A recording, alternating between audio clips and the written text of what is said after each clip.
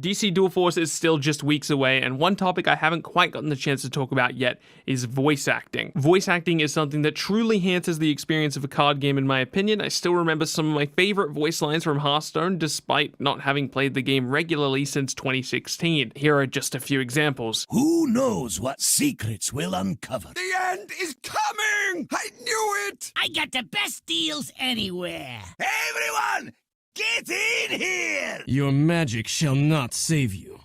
Die, mage. I really wanted to include Spellbreaker in there because he's voiced by Yuri Lowenthal, or I mean, I don't think that's ever been confirmed, but come on, it sounds like Yuri Lowenthal. You get the point. Voice acting is absolutely awesome, and it does truly make the game feel more alive. Thankfully, somebody found a post on LinkedIn. I myself didn't go find this, but someone found it and they posted it online, and it confirms that voice acting is coming to DC Dual Force. The post is from 11 months ago from the voice actor Greg Baglia, who voices Mizu in the Shadow Warrior games. I'm not too familiar with the Shadow Warrior games, but I've been informed that this is some voice acting from that character. I always knew he would fail us, but I didn't think he would be so arrogant to hold Zing's Whisperer for ransom. Well, that voice actor has been cast to play Superboy in DC Universe Online, the MMO, which, for the sake of this video, isn't particularly relevant, but what is relevant is that he has also been cast, as of 11 months ago, to play Green Arrow in DC Dual Force. So that's two pieces of information for us. One is that Green Arrow is a part of the core set of cards in DC Dual Force. Actually, maybe I guess it doesn't necessarily confirm that he's a part of the core set of cards. Perhaps maybe he'll be released in the first expansion or something like that, and they were just getting voice work ready for the character or something like that. But at the very least, it confirms that Green Arrow is on the way, as one would expect. More importantly, it confirms that voice acting is in DC Dual Force. Now, there are a ton of different ways of doing voice acting. I would have always assumed that DC Dual Force was going to have some amount of voice acting. Every single minion in Hearthstone has voice lines for their play, death, and attack sound effects, and even some more complicated interactions between heroes who have lore connections with each other. LOR has some incredibly intricate voice work, with minions and champions having unique dialogue depending on the current board state and current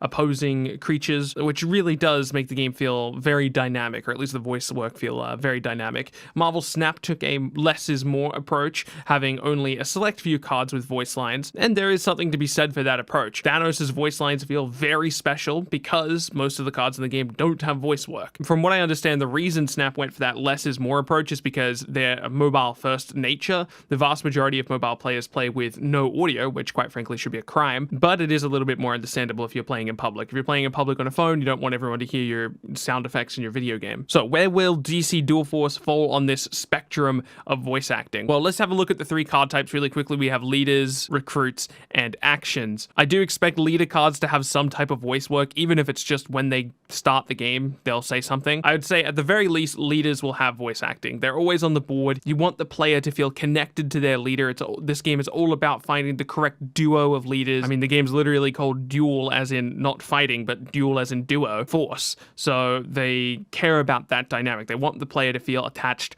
to those leaders, which is, I think, a good aesthetic to lean into. And what better way to have people feel connected to that character other than voice acting? Now, will that voice acting lean into recruits as well? Because really, that's the next benchmark. If they have recruits having voice audio as well, then I think we can more or less assume they've gone all in on voice acting. The fact that they're on PC first also makes me feel like they've probably gone pretty in-depth with voice acting. I don't think there's too much reason to speculate past this point. I will say that we don't have an announced Green Arrow leader. All we have right now for the Tactics faction, which I think is probably the most likely faction for Green Arrow, is Batman and Batgirl, who have both been confirmed as leaders. So starting to run out of room for a Green Arrow leader. Perhaps Green Arrow is a recruit, and if he is a recruit, if we find that, once they start revealing more cards, which hopefully should be pretty soon, if we find out that Green Arrow is a recruit, well, then now we'll know that recruits are going to have voice acting, or at least some of them will have voice acting. Again, we'll avoid speculating too much about just how many cards have voice acting, but knowing that we are having voice acting in the game